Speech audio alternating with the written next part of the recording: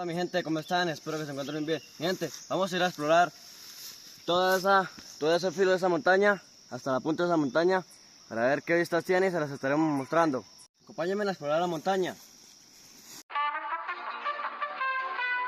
Mi gente, ya estamos cerca de entrar a la montaña. Miren las increíbles vistas que tenemos. Y ahora nos meteremos por este cafetal para entrarnos al bosque.